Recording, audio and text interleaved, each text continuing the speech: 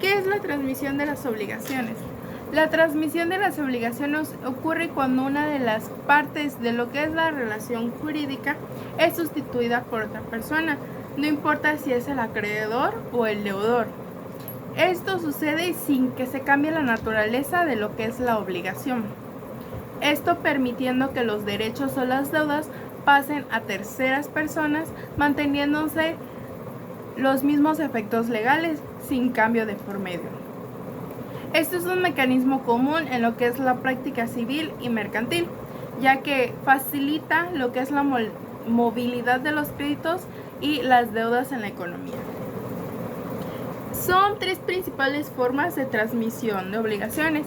Una de ellas es la cesión de derechos, que prácticamente es cuando el acreedor, que es quien tiene el derecho de cobrarle al deudor, cede o transfiere a otra persona su derecho de crédito, que es el nuevo acreedor, o sea, esa otra persona puede hacer cobro de ese derecho hacia el deudor.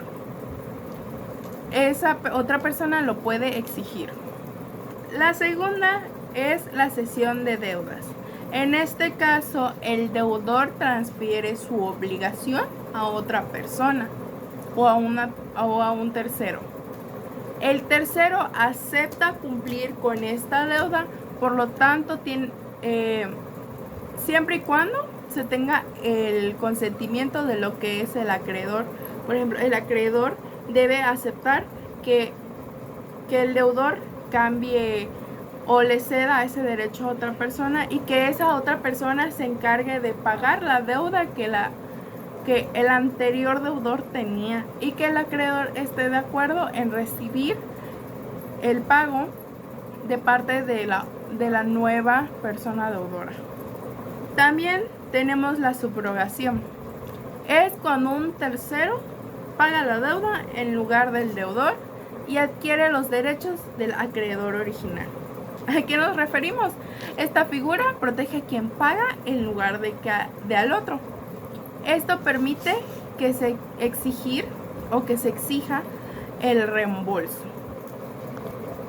Para que se entienda más lo que es la subrogación, un ejemplo sería en un accidente automovilístico. La aseguradora cubre los gastos de pago del hospital. Esta aseguradora tiene el derecho de cobrarle al culpable del accidente estos gastos para que los reponga. Ahora tenemos los efectos de las obligaciones. Estos efectos de las obligaciones prácticamente son las consecuencias que surgen cuando estas obligaciones se cumplen o se incumplen. En otras palabras, se determina lo que ocurre cuando las partes cumplen o no sus compromisos o sus obligaciones, a lo que se comprometieron, pues. Se tienen 4 principales efectos. El primero es el incumplimiento. Este es el resultado natural de la obligación. El deudor realiza lo prometido y satisface al acreedor, salda su deuda. El de incumplimiento ocurre cuando el deudor no cumple con lo acordado, ya sea por negligencia o por voluntad propia. Esto puede generar responsabilidad y la obligación de reparar daños. Por ejemplo, el de incumplimiento es que yo, deudor, decido no pagarle la deuda al acreedor. Como tercero tenemos a la mora. ¿Qué es la mora? Es prácticamente cuando el deudor cumple, pero de manera tardía, sin causa justificada. Aunque la obligación se realiza y se cumple, tiene un retraso, pudiendo causar ciertos prejuicios o fallos o inconvenientes. Un ejemplo es cuando pides un postre a una tienda y pues la tienda tiene un problema y no te tiene listo el postre en el día que lo pediste, sino para un día después. Ya te generó un inconveniente en el cual para el evento que lo ibas a utilizar ya no vas a tener ese producto. Y por último se tiene el de daños y prejuicios. ¿Pero qué son? Esto es lo que es la consecuencia del incumplimiento o la mora, que pues es el retraso. Esto implica que se tiene la obligación de indemnización hacia el acreedor por alguna pérdida, por el inconveniente o por complicaciones.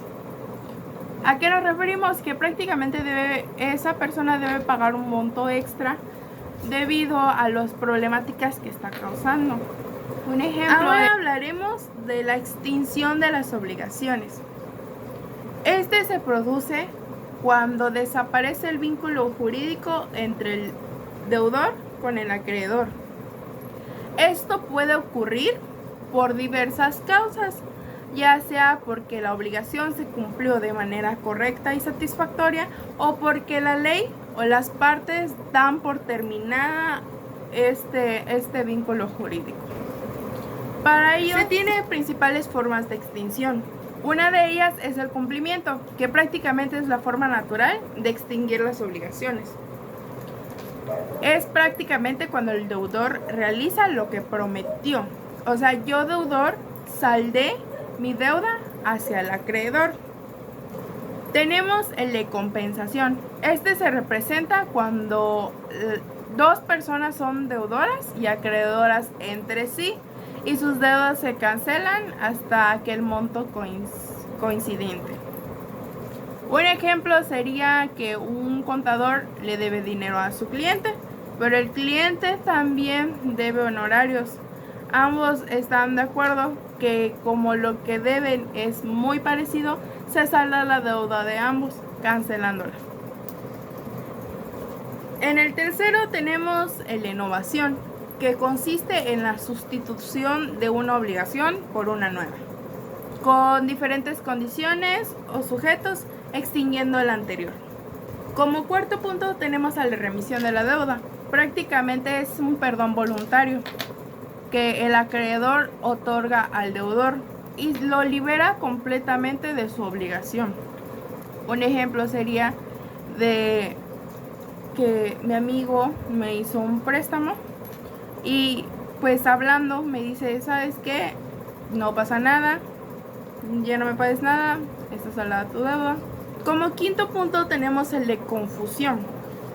Esto ocurre cuando las calidades de acreedor y de deudor reúnen a la misma persona, haciéndose imposible mantener la obligación.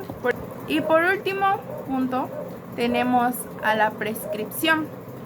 Esta se trata de cuando transcurre un tiempo determinado sin que el acreedor ejerza sus derechos para exigir el pago.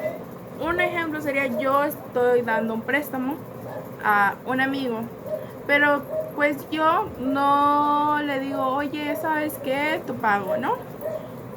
O pues a mí me da igual si me paga cada cierto tiempo o no. No estoy ejerciendo mis derechos como acreedor, extinguiendo lo que es la deuda. En conclusión, las obligaciones se pueden transferir y se pueden extinguir, siempre y cuando el acreedor esté de acuerdo o el acreedor no ejerza su obligación, o si el deudor llega a ser el mismo que el acreedor, o si el deudor transfiere su derecho hacia otra persona y esa otra persona se encarga de saldar su deuda. Comprender estos conceptos nos ayuda a entender cómo funciona lo que es la justicia en nuestras relaciones civiles, laborales y comerciales. Muchas gracias.